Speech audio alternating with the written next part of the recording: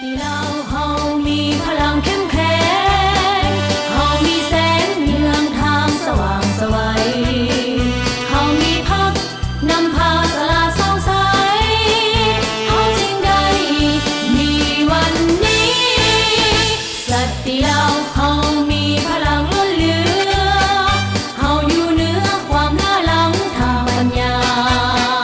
เฮาเรียนรู้สู่เอาทุกวิชาพัฒนาความเสมอภาคหญิงชายติดพันกับการพัฒนาประเทศชาติสบายดีท่านผู้ชมที่เคารพและรักแพงทุกท่านขอต้อนรับท่านเข้าสู่รายการมีงลาว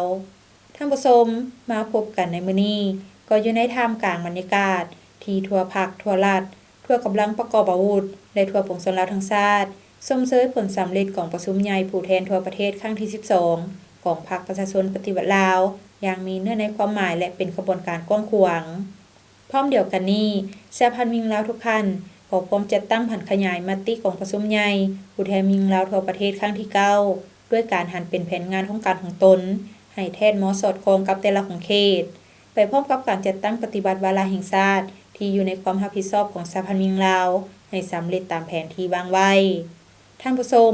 การเลือกตั้งสมาชิกสภาแห่งชาติสุดที่10และสภาประชาชนขันแขวงสุดที่5ที่จะมาถึงนี้แม้นการเลือกตั้งที่ได้ดำเนินขึ้นอย่างเป็นประชาธิปไตยโดยมีพรรคประชาชนปฏิวัติลาวเป็นแกนนำเพื่อเลือกตั้งบรรดาผู้แทนประชาชนเข้าไปจัดตั้งปฏิบัติหน้าที่ในสภาแห่งชาติและสภาประชาชนขันแขวงผลของการเลือกตั้งจะสะท้อนถึงจิตใจอันเป็นเอกภาพของประชาชนลาวบรรดาเผ่าและเป็นการรับประกันการปกป้องรักษาและสร้างสรรค์พัฒนาประเทศชาติตามแนวทางแผนนโยบายของพรรครัฐธรรมนูญและกฎหมายของรัฐพรรคและรัฐถือเป็นหน้าที่อันสำคัญในการชี้นำสุขยู่และจัดตั้งการเลือกตั้งให้ดำเนินไปอย่างสงบสุขมีประสิทธิผลและถูกต้องตามกฎหมายและนิติกรรมของคณะกรรมการเลือกตั้งระดับชาติดังนั้นพวกเราทุกคนจงพร้อมกันใช้สิทธิของตนในการเลือกตั้งสมาชิกสภาแห่งชาติสุดที่10และสมาชิกสภาประชาชนขันแขวงสุดที่5ในวันที่22กุมภาพันธ์2026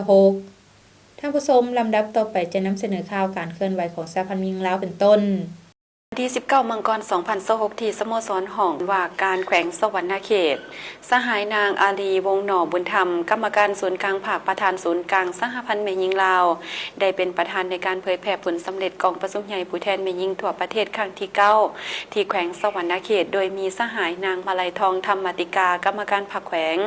คณะบริหารงานศูนย์กลางสหพันธ์แม่หญิงลาวประธานสหพันธ์แม่หญิงแขวงพร้อมด้วยคณะบริหารงานสหพันธ์แม่หญิงแขวงแผนกการอ้อมข้างเทศบาลนครไกรสอนพรหมวิหารเขาห่วมโอกาสนี้สหายนางมาลัยทองธรรมติกาประธานสหพันธ์แม่หญิงแขวงได้กล่าวต้อนรับพร้อมทั้งสรุปรายงานการจัดตั้งปฏิบัติเวียกงานของสหพันธ์แม่หญิงแขวงทั้งผลสำเร็จสิ่งท้าทายและทิศทางการพัฒนาเวียกงานแม่หญิงในต่อหน้าให้ได้รับรู้จากนั้นสหายนางอาลีวงหน่อบุญธรรมประธานคณะบริหารงานศูนย์กลางสหพันธ์แม่หญิงลาวก็ได้เผยแพร่ผลสำเร็จกองประชุมใหญ่ผู้แทนแม่หญิงลาวทั่วประเทศครั้งที่9ยกให้เห็นว่ากองประชุมใหญ่ผู้แทนแม่หญิงลาวทั่วประเทศครั้งที่9แม้นระหว่างวันที่9ถึงวันที่10กันยายน2025ที่ผ่านมามีผู้แทนสมบูรณ์เข้าร่วม373สหายที่เป็นตัวแทนให้แก่สมาชิกสหพันธ์แม่หญิง 1,699,096 คนในทั่วประเทศและมีแขกถึกเชิญเข้าร่วม150ฐานหญิง129ฐานชาย21ฐานกองประชุมใหญ่ได้รับรองเอาเนื้อใดสำคัญคือรับรองเอาบทรายงานการเมืองทั้ง2ภาคพร้อมทั้งกำหนดทิศทางคาดหมายสู่ชน5ปี2026ถึง2030รับรองเอาวิสัยทัศน์ฮอดปี2035แผนพัฒนาแม่หญิงลาว5ปี2026ถึง2030ซึ่งมี9เป้าหมาย31แผนเวียกจุดสูงและ144เวียกจุดสูงรับรองเอากฎระเบียบของสหพันธ์แม่หญิงลาวสมัยที่9รับรองเอาคำขวัญและข้อแข่งขันของสหพันธ์แม่หญิงลาวสมัยที่9สืบต่อรักษาและปฏิบัติคำขวัญพัฒนาความเสมอภาคหญิงชายติดพันกับการพัฒนาประเทศชาติขอแข่งขัน 3D คือพลเมืองดีพัฒนาดีและสร้างครอบครัวดีขอแข่งขัน 3D ในสภาพแวดล้อมด้านเศรษฐกิจภายในประเทศมีความยุ่งยากและสภาพสากลกำลังมีการหันเปลี่ยนในหลายด้านคือปัจจุบันการหับหู้อย่างเลึกซึ้งหอบด้านสืบต่อปฏิบัติบทบาทของแม่หญิงในทุกคงเขตเวียกงานบ่เพียงแต่แม่นความเพียงห้องต้องการเท่านั้นหากยังแม่นปัจจัยจำเป็นเพื่อสร้างพื้นฐานเศรษฐกิจยกสูงชีวิตการเป็นอยู่ กของแม่ยิง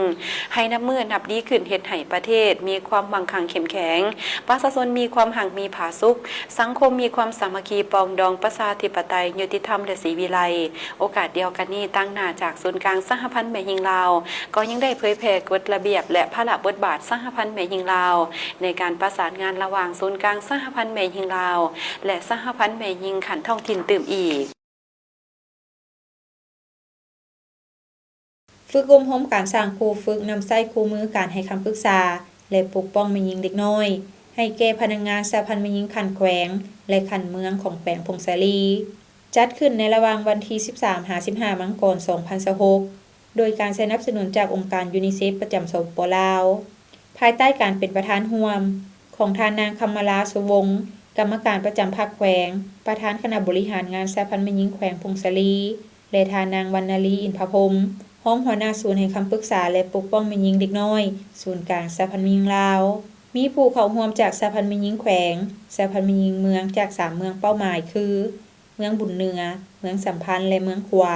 จำนวน18ท่านฝึกอบรมดังกล่าวจัดขึ้นเพื่อจัดตั้งผันขยายกฎหมายว่าด้วยการพัฒนาและปกป้องแม่หญิงฉบับปรับปรุงกฎหมายว่าด้วยการต้านและสกัดกั้นการใช้ความรุนแรงต่อแม่หญิงและเด็กกฎหมายว่าด้วยการต้านการฆ่ามนุษย์ก็คือแผนพัฒนาแม่หญิงลาวให้ปรากฏผลเป็นจริงเฮ็ดให้แม่หญิงและเด็กน้อยที่มีปัญหาอยู่ในสังคมสามารถเข้าถึงการให้คำปรึกษาการปกป้องช่วยเหลือเข้าถึงกระบวนการยุติธรรมอย่างทั่วถึง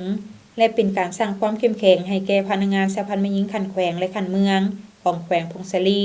เกี่ยวกับการนำใช้คู่มือดังกล่าวเพื่อเป็นบนอิงในการจัดตั้งปฏิบัติเวียงงานให้มีความคล่องตัวและเป็นระบบขึ้นในโอกาสดังกล่าวศูนย์ให้คำปรึกษาและปกป้องแม่หญิงเด็กน้อยยังได้มอบอุปกรณ์ IT และเครื่องใช้ของการที่ได้รับการสนับสนุนจากองค์การยูนิเซฟเพื่อรับใช้เข้าในการเคลื่อนไหวเวียงงานให้คำปรึกษาและปกป้องแม่หญิงเด็กน้อยขันแขวงและขันเมืองเป้าหมายเติมอีกพิธีแถลงข่าวการจัดงานเทศกาลอาหารลาวประจำปี 2026 จัดขึ้นในวันที่ 14 มังกร 2026 ที่สภาการค้าและอุตสาหกรรมแห่งชาติลาวโดยการเป็นประธานของท่านนางจันทจรวงศ์ไซประธานสมาคมนักธุรกิจแม่หญิงประธานคณะกรรมการจัดงานเทศกาลอาหารลาว 2026 มีรองประธานสภาการค้าและอุตสาหกรรมแห่งชาติลาวต่างหน้าคณะบริหารงานสมาคมนักธุรกิจแม่หญิงผู้ประกอบการผู้สนับสนุนพร้อมด้วยภาคส่วนที่เกี่ยวข้องเข้าร่วมมีจุดประสงค์เพื่อคำนับชมเชยผลสำเร็จของกองประชุมใหญ่ภาคประชาชนปฏิวัติลาวครั้งที่ 12 พร้อมทั้งเป็นการโฆษณาและส่งเสริมวัฒนธรรมด้านอาหารลาวให้เชื่อมสานกับวิถีชีวิตของประชาคมอาเซียนในโอกาสที่สมาคมนักธุรกิจแม่หญิงลาวได้เป็นประธานเครือข่ายผู้ประกอบการแม่หญิงอาเซียนประจำปี 2026-2027 พร้อมกันนี้ยังเป็นการสืบต่ออนุรักษ์และส่งเสริมอาหารลาวที่เป็นเอกลักษณ์โดยเฉพาะอาหารประเภทลาบลาวเนื่องจากปี 2025 ผ่านมาสมาคมนักธุรกิจแม่หญิงได้เป็นเจ้าการขอเสนอลาบลาวเพื่อขึ้นทะเบียนเป็นมรดกโลกด้านอาหารผ่านกระทรวงแขนงการที่เกี่ยวข้องงานเทศกาลอาหารลาวประจำปี 2026 จะจัดขึ้นเป็นทางการในวันที่ 26-30 มังกร 2026 ที่สวนเจ้าอนุวงศ์ภายใต้คำขวัญสัมผัสความเป็นลาวผ่านรสชาติอาหารลาวโดยจะมีห้านอาหารกว่า180ห้านประกอบมีอาหารลาวพื้นบ้านอาหารลาวประยุกต์และอาหารนานาชาตินอกจากนั้นยังมีกิจกรรมทางวัฒนธรรมหลากหลายเช่นการจำลองเฮือนครัวลาวบูฮานแขวงแห่งเสน่ห์โดยสมาคมนักธุรกิจแม่หญิงแขวงสะหวรรณเขตการนำผลิตภัณฑ์สิ้นหมูแปรรูปจากเมืองปากสันแขวงบุรีคำไซมาจำหน่ายการแสดงศิลปะการเดินแบบสุดลาวและการให้คำปรึกษาด้านการเงินสหพันธ์แม่หญิงแผนกการศึกษาธิการและกีฬาแขวงขมวนจัดพิธีสรุปการจัดตั้งปฏิบัติข้อแข่งขัน 3D ประจำปี 2025 ในวันที่ 14 มังกร 2026 อยู่ที่ห้องประชุมของแผนกศึกษาธิการและกีฬาแขวงภายใต้การเป็นประธานของท่านนางแก้วภูธรเทพรัตน์วงศาประธานสหพันธ์แม่หญิงภาคฐานแผนกศึกษาธิการและกีฬาแขวงเข้าร่วมโดยท่านนางดารามินศรีสว่างรองประธานคณะบริหารงานสหพันธ์แม่หญิงแขวงท่านปริญญาเอกบุญปอนทองสุวรรณราชคณะเลขาพรรคห้องหัวหน้าแผนกศึกษาธิการและกีฬาแขวงมีบรรดาท่านต่างหน้าจากองค์การจัดตั้งมหาชนและสมาชิกสหพันธ์แม่หญิงเอื้อน้องแม่หญิงภายในหน่วยเข้าร่วมทั้งหมด52ท่านชาย1ท่าน ในพิธีได้รับฟังการผ่านบทสรุปการจัดตั้งปฏิบัติข้อแข่งขัน 3D ปี 2025 และวางทิศทางแผนการปี 2026 ซึ่งได้ยกให้เห็นผลงานที่พ้นเด่นในหลายๆด้านและข้อคงค้างที่จะต้องได้ปรับปรุงแก้ไขจากนั้นต่างหน้าคณะฮักทานก็ได้ขึ้นจับมือแข่งขัน 3D ในตอนท้ายพิธีทานนางดารามินศรีสว่างและทานปริญญาเอกปุณโปนทองสวรรณราชได้ให้เกียรติโอ้ล้มต่อสมาชิกสหพันธ์แม่หญิงเอื้อยน้องแม่หญิงภายในฮักทานซึ่งได้ย่องยอชมเชยผลงานของเอื้อยน้องแม่หญิงที่ย่านมาได้พร้อมทั้ง4ถิ่นเยืองทางในการจัดตั้งปฏิบัติข้อแข่งขัน 3D และเรียกร้องให้สมาชิกสหพันธ์แม่หญิงจงรักษาได้ความสามัคคีเอาใจใส่ในการศึกษาอบรมการเมืองแนวคิดปลุกระดมให้แม่หญิงตั้งหน้าปฏิบัติเนื้อในข้อแข่งขัน 3D ถือเอาการปรับปรุงกงจักการจัดตั้งเป็นเรื่องงานปกติและสำคัญพร้อมทั้งเอาใจใส่ในการต้านปรากฏการณ์ย่อท้อที่เกิดขึ้นในครอบครัวและสังคมเอาใจใส่ในการศึกษาอบรมลูกหลานในการอนุรักษ์รักษาฮีตของประเพณีอันดีงามของแม่หญิงลาวยกสูงและเชื่อมั่นเอื้อยน้องแม่หญิงด้วยกันพร้อมพาการพัฒนาตนเองและพัฒนาองค์การจัดตั้งให้มีความเข้มแข็งขึ้นเรื่อยๆที่ท่านได้รับชมผ่านไปนั้นก็แม่นข่าวการเคลื่อนไหวของสหพันธ์แม่หญิงลาวท่านผู้ชมจากนี้พักผ่อนกันก่อนแล้วจึงกลับเข้ามาในถัดไปของทางรายการเชิญทุกท่านที่มาเลือกเอาไปเลือกเอาผู้แทนกันเถิดนะเฮ็ดหน้าที่แทนเฮาในสภามาพวกเขาอย่าล้อลี การไปใช้สิทธิ์ในวันเลือกตั้งให้ครบถ้วนแม่นสิทธิ์และพันธะของพลเมืองลาวผู้เป็นเจ้าของประเทศชาติอย่าลืมวันอาทิตย์ที่22กุมภาพันธ์2026เชิญชวนพลเมืองลาวที่มีอายุ18ปีขึ้นไปบ่เป็นบ้าเสียจิตบ่ถูกศาลตัดสินลงโทษตัดอิสรภาพไปใช้สิทธิ์เลือกตั้งเอาตัวแทนของตนเข้าไปปฏิบัติหน้าที่ในสภาเหนือข้างใต้ไปเถิดนะเลือกผู้แทนไว้ตามเฮาในสภาหรือตามหน้าสาวภาษาว่าเรียกงานเลือกคนดีเป็นสีพาเข้าหน้า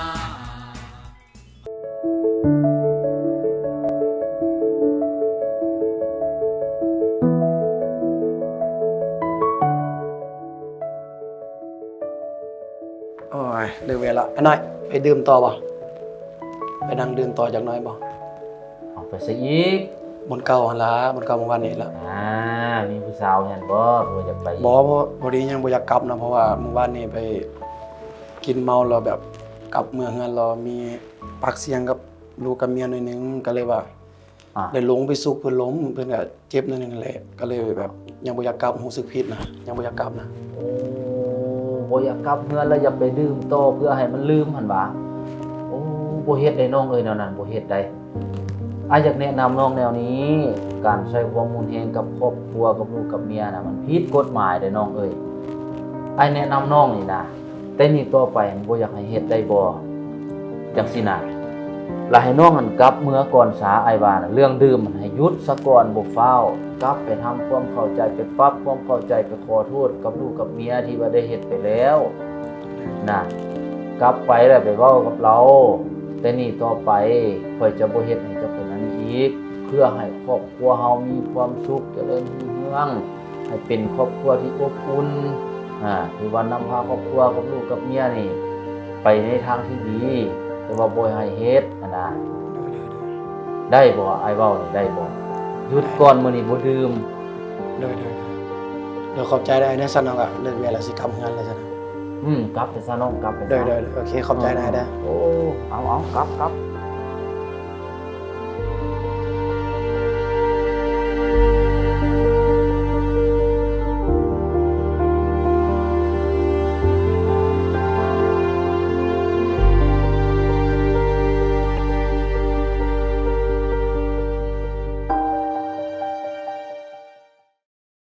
เข้าสู่รายการมีหยังลาวท่านผู้ชมสำหรับระยะนี้ทางรายการขอนำเสนอการสร้างเศรษฐกิจครอบครัวแต่ว่าจะแม่นการผลิตหยังเลยอยู่ไสนั้นเชิญทานรับชมได้จากทางทีมงานศูนย์หัตถกรรมตำแพนบ้านพลหมีหรือที่ฮู้กันในนามห้านหัตถกรรมป้าคำแสนตั้งอยู่บ้านพลหมีเมืองเวียงคำแขวงเวียงจันทน์ เป็นอีกสถานที่สืบสานสีไม้ลายมือที่ปราณีตและงดงามของแม่หญิงลาวบริหารโดยท่านนางสมเพชโคตรศรีเมือง เป็นผู้สืบทอดหุ้นที่2จากผู้เป็นแม่คือท่านนางคำแสนโคตรศรีเมือง ที่เป็นผู้ริเริ่มธุรกิจดังกล่าวจากการเฮ็ดไส้เองในครอบครัวจนกลายเป็นธุรกิจที่เติบใหญ่ในปัจจุบัน เริ่มที่เฮ็ดมานี่ก็แม่นเริ่มต้นแล้วแม่นป้าคำแสนเนาะผู้เป็นแม่เพิ่นก็เฮ็ดมาแต่ยังน้อยพุ่นแหละเฮ็ดมาแล้วก็ตำหูกให้เอื้อยให้น้องนุ่งเนาะต่อมาแล้วก็จึงมาแต่งงานแล้วก็ตำหูกเลี้ยงลูกจนว่าลูกได้เรียนจบมหาวิทยาลัยเนาะจากนั้นก็ถืออาชีพตำหูกนั่นแหละมาเรื่อยๆแล้วจนมาฮอดปี1996เนาะแล้วก็เลยข้าพเจ้านี่กับแม่ก็เลยมีแนวคิดว่าลองเฮ็ดขายเบิ่งหั่นนะรู้สึกว่ามันก็มีคนสนใจหลายหั่นนะก็เลยลองเฮ็ดขายเบื้องต้นเพิ่นก็มีทุน 350,000 กีบมีเครือหูกเครือนึงฟืมดังนึงกี่ดังนึงเนาะแล้วหลังจากเฮ็ดไปก็รู้สึกว่าลูกค้าสนใจหลายก็จริงมาคิดว่ามายึดถืออาชีพหัตถกรรมนี่เป็นหลักเนาะโดยที่เฮาก็มีเป้าหมายอยู่3อย่างคืออันที่1ก็แม่นแบบว่าสร้างผลิตภัณฑ์หัตถกรรมให้กลายเป็นสินค้าอันที่2ก็คือสร้างเวียกเฮ็ดงานทำให้น้องไม่ยิงซึ่งว่างจากฤดูการผลิตนะแล้วให้เขาเจ้ามีอาชีพเสริมและให้มีรายรับเข้าสู่ครอบครัวอันที่4ก็เป็นการส่งเสริมและอนุรักษ์สีไม้ลายมือของน้องไม่ยิงแล้วก็แบบลักษณะให้แบบติดพันกับรักษาอาชีพดังเดิมเนาะและภูมิปัญญาท้องถิ่นให้ติดพันกับวิถีชีวิตแบบชุมชนนะผ่านระยะเวลามาหลายปี ศูนย์หัตถกรรมตำแพนได้มีผลิตภัณฑ์หลากหลายขึ้นเป็นต้น ผ้าสิ้นมัดมีไหมและฝ้ายแผ่นแพรตัดเสื้อ ผ้าพันคอ แพรโซฟา แพรปูโต๊ะ แพรห้องจานจอก เครื่องฝากของต้น เครื่องจักสาน กระเป๋าประยุกต์ เครื่องประดับ และผลิตภัณฑ์อื่นๆ มีลูกค้าทางภายในและต่างประเทศเข้ามาเยี่ยมชมและอุดหนุนเป็นจำนวนหลวงหลายหลังจากมีผลตอบรับเนาะฮอดปี2004พวกเขาก็คือขึ้นทะเบียนเป็นทางการเนาะกับห้องการค้าแข่งเวียงจันทน์เนาะก็หลังจากนั้นพวกเขาก็ได้รับการสนับสนุนได้ให้ทิศสินำจากอำนาจการปกครองโดยเฉพาะก็แม่นทางเมืองทางแข่งเนาะแล้วก็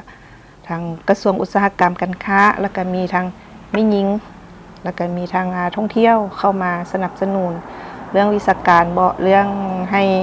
ฝึกห่มหลายๆด้านการตลาดเรื่องการผลิตภัณฑ์นะจุดที่เป็นเอกลักษณ์ก็คือพวกเราเป้าหมายของเราก็คือก่อนเฮาสิเฮ็ดเนาะเฮาก็มีเป้าหมายว่าเฮาจะเอาลูกค้าประเภทใดเนาะเฮาก็คือยึดถือการตำหูกเนาะสินค้าของเฮาตำหูกก็คือเป็นสิ้นเนาะเบื้องต้นนี่จะไม่เฮ็ดสิ้นให้น้องไม่หญิงเป้าหมายลูกค้าก็คือพวกพนักงานนักเรียนแล้วก็มีแม่บ้านแล้วก็มีนักท่องเที่ยวมาแวะซื้อเนาะจากนั้นเราก็ขยายออกมาเป็นผ้าตัดเสื้อแล้วก็มีพวกจักสานเข้ามานำแล้วก็มีผลิตภัณฑ์ของต้นของฝากและปัจจุบันนี้เราก็ช่วยส่งเสริมพวกกลุ่มอุดมนำกันคือพวกเฮ็ดกระต่ายคงควรให้พวกเพื่อให้ผลิตภัณฑ์ผลิตมีแผ่นแผลมีจักสานแล้วก็มีพวกปรุงแต่งอาหารให้มาได้ขายไปนำกันนะเพราะว่าเวลาแขกเพิ่นซื้อไปต้นแขกกระตานึงมันจะช่วยได้หลายกลุ่มนะก็เลยเฮาช่วงนี้เฮาขยายไปเรื่องโตของต้นของฝากนี่อีกเนาะปัจจุบันศูนย์หัตถกรรมตำแพนบ้านพลหมีหรือห้านหัตถกรรมป้าคำแสนแม้ได้รับความนิยมจากสังคมหลายพอสมควรซึ่งแสดงออกจากการที่ได้รับการยกย่อโลรางวัลจากภาคส่วนต่างๆในระยะผ่านมาเช่นเหรียญไซแห่งงานชั้น3ขันรางวัลจากสมาคมหัตถกรรมปี2017ขันรางวัลผลิตภัณฑ์ดีเด่นจากรัฐมนตรีกระทรวงอุตสาหกรรมการค้าปี2019ขันรางวัลผลิตภัณฑ์ดีเด่นจากองค์การเจโทใบย่องยอใบสมเสยคันเมืองคันแขวงคันกระทรวงและอีกหลากหลายรางวัลแต่ถึงอย่างใดก็ตามทางศูนย์หัตถกรรมก็ยังประสบปัญหาขาดแคลนแรงงานเนื่องจากได้รับผลกระทบจากสภาพเศรษฐกิจสภาพการแพร่ระบาดของพยาธิโควิด -19 ขาดแรงงานที่มีประสบการณ์และฝีมือปราณีตโคตรสะดวกก็คือนึ่งมา เฮาใช้ภูมิปัญญาท้องถิ่นเนาะอันท่าแหงของเฮาอันที่2ก็เป็นวัตถุในท้องถิ่นอันที่3ก็คือเฮามีร้านค้าอยู่ในกับที่เนาะแล้วเฮาก็มีส่งออกทางต่างแข่งแล้วก็ต่างประเทศก็มีนะโคตรสะดวกเนาะบัดนี้ข้อยุ่งยากคือปัจจุบันหลังจากโควิดเข้ามามันได้เฮ็ดให้มีการเปลี่ยนแปลงหลายอย่างเนาะเฮาให้คนไปตำหุกอยู่บ้านแล้วก็เฮาเอาเวียงให้เขาเจ้าแล้วต่อมาก็มีการเรื่องผลิตกสิกรรมให้หลายขึ้นเนาะหลังจากผลิตกสิกรรมหลายขึ้นแล้วเดี๋ยวนี้แรงงานเพิ่นเป็นกลุ่มเดียวเนาะบัดนี้หลังจากเฮามีออเดอร์พวกผ้าไหมแม่นหยังที่เข้ามาหลายบัดนี้เฮาขาดแคลนแรงงานข้อยุ่งยากของพวกเฮาคือช่วงนี้ค่าแรงงานนั้นพวกเรื่องการเกษตรหันแล้วมันมีต่างประเทศมาลงทุนหลายเนาะแล้วเขาเจ้าจะให้ค่าแรงงานหลายแล้วต่อมาแล้วแรงงานเฮากลุ่มนึงก็ไปเฮ็ดเวียกต่างประเทศก็เลยเฮาช่วงนี้เฮาขาดแคลนแรงงานแล้วก็ผู้สืบทอดเพราะว่าแต่เก่ามันมีแต่รุ่นแม่รุ่นหยังขึ้นไปเนาะที่เฮ็ดหัตถกรรมแต่ละคนก็สามารถส่งลูกเรียนจนจบแล้วบัดนี้ก็เริ่มเฒ่าละแล้วแต่ว่าผู้ที่สืบทอดยังบ่มีหันน่ะเพิ่นก็คิดว่าเวียกหัตถกรรมเป็นเวียกที่แบบว่าบ่มีหน้ามีตาเส้นเท่าไปเนาะแล้วคนรุ่นใหม่บ่ค่อยสนใจปานใดแล้วมันเพราะว่ามันได้ใช้ความอดทนหลายนะตัวนี้นะเจ้าก็มีวางทิศทางคือก็สิมีแผนฝึกอบรมเกี่ยวกับเรื่องฝึกอบรมเรื่องวิชาการให้สมาชิกเนาะเพราะว่าก็กำลังขอเขียนแผนเพิ่นอยู่นะเจ้ามันมีฝึกตัดเย็บฝึกมัดหมี่บ่แล้วก็ฝึกพวกการแพ็คเกจจิ้งแล้วก็เรื่องออนไลน์เนาะอันสุดท้ายนี้เนาะก็ฝากหาน้องมีหญิงแล้วก็วัยรุ่นที่กำลังซอกเวียกเฮ็ดนะถ้าเฮามีเวลานะใช้เวลาให้มีประโยชน์นะเกี่ยวกับเรื่องเวียกหัตถกรรมของเฮาเนาะเพราะว่าซุมื้อนี้เวียกหัตถกรรมมันก็เริ่มน้อยลงแต่ว่าต่างประเทศเขาเจ้าจะมาสนใจเรื่องให้โอกาสและให้ความสำคัญของเวียกงานหัตถกรรมนี้หลายแล้วก็มีโอกาสได้ไปทดทอนบทเรียนอีกแล้วก็มีโอกาสได้ไปสอนอยู่ต่างประเทศได้อีกคันถ้าเฮายึดอาชีพเป็นหลักนะอยากให้หันว่าเอาอาชีพนี้เป็นหลักบ่อยากให้หันว่าเป็นอาชีพเสริมผ่านมานี่เฮาเอาแต่ว่าเป็นอาชีพเสริมแล้วเวลาว่างแล้วจึงเฮ็ดแล้วฉะนั้นมันก็บ่ทันกับความต้องการของลูกค้าเจ้าคันถ้าท่านได้สนใจอยากเรียนรู้เรื่องเกี่ยวกับการตำหูกบ่เรื่องหยิบกระเป๋าบ่หรือว่าเรื่องจักสานนะพวกเฮาก็สามารถฝึกอบรมให้ได้เนาะเพราะว่าศูนย์พวกเฮาก็มีครูพร้อมแล้วก็มีสถานที่พร้อมฝึกให้เนาะติดต่อมาทางใดพวกWhatsApp กับเบอร์55403594เนาะหรือ Facebook กับหัตถกรรมป้าคำแสนหรือว่าคำแสนผ้าไหมเนาะสถานที่นี่ก็ตั้งอยู่บ้านพุนมีเมืองเวียงคำแข้งเวียงจันทน์เนาะเส้นทางก็เส้นทางพุนมีหาทราชเนาะตัวนี้นะแรงบันดาลใจจากแม่คำแสนเป็นผู้หญิงคนหนึ่งที่บ่มีโอกาสได้เรียนหนังสือคือคนอื่นต้นทุนของชีวิตก็มีเพียง1สมอง2มือ2กระสวยส่งลูกเรียนจนจบปริญญาได้เป็นสิ่งที่สุขดันในการดำเนินธุรกิจนี้ให้เติบใหญ่ขยายตัวมีคุณภาพเป็นที่นิยมจากลูกค้าทางภายในและต่างประเทศที่สำคัญมันเป็นบอนอนุรักษ์รักษาสีไม้ลายมือของไอ้น้องแม่หญิงลาวให้คงอยู่สืบทอดตลอดไปที่ท่านรับชมผ่านไปนั่นก็แม่นการสร้างเศรษฐกิจครอบครัวซึ่งก็แม่นกิจกรรมหนึ่งที่สามารถเฮ็ดให้ครอบครัวมีอยู่มีกินหลุดพ้นออกจากความทุกข์ยากได้เทื่อละก้าวท่านผู้ชมจากนี้พักผ่อนกันอีกครั้งหนึ่งแล้วจึงกลับเข้ามาในอย่างสุดท้ายของทางรายการ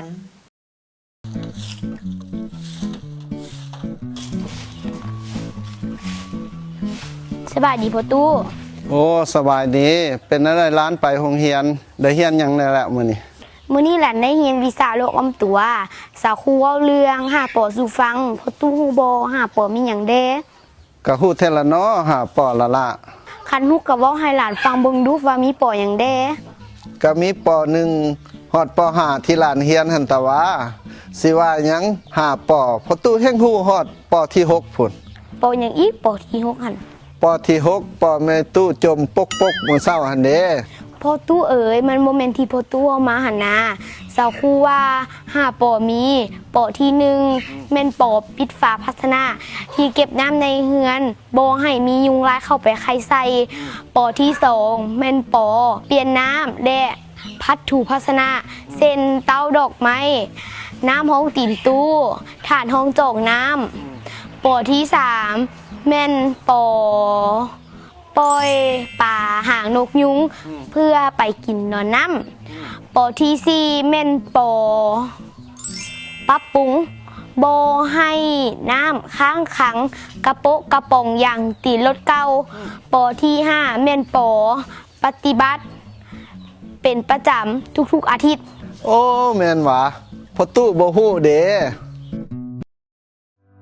การใช้ความรุนแรงต่อแม่หญิงบ่แม่นปัญหาเล็กน้อยแต่เป็นสิ่งที่ทุกคนควรแก้ไขมันแม่นปัญหาของสังคมบ่แม่นปัญหาของบุคคลร่วมแรงร่วมใจแก้ไขทุกรูปแบบการใช้ความรุนแรงต่อแม่หญิงความรุนแรงต่อแม่หญิงสามารถเกิดขึ้นได้ทุกบอนทุกเวลาและกับทุกๆคนในสังคมบ่ว่าจะเป็นคนหังคนทุกข์การศึกษาสูงหรือต่ำทุกสาขาวิชาอาชีพความรุนแรงต่อแม่หญิงมี4ประเภทดังนี้ความรุนแรงต่อร่างกายความรุนแรงต่อจิตใจความรุนแรงทางเพศความรุนแรงต่อทรัพย์สินหรือเศรษฐกิจถ้าท่านพบเห็นภัยที่ต้องการความช่วยเหลือท่านสามารถรายงานต่อบรรดาการจัดตั้งที่เกี่ยวข้อง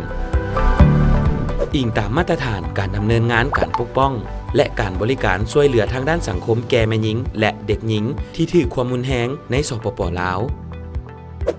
การปกป้องและการช่วยเหลืออันจำเป็นแก่ผู้ถูกก่อร้ายประกอบมี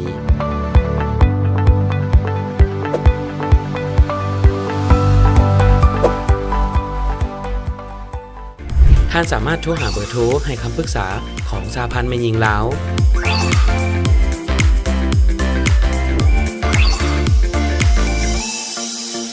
และสายด่วนศูนย์กลางสหพันธ์แม่หญิงลาว1362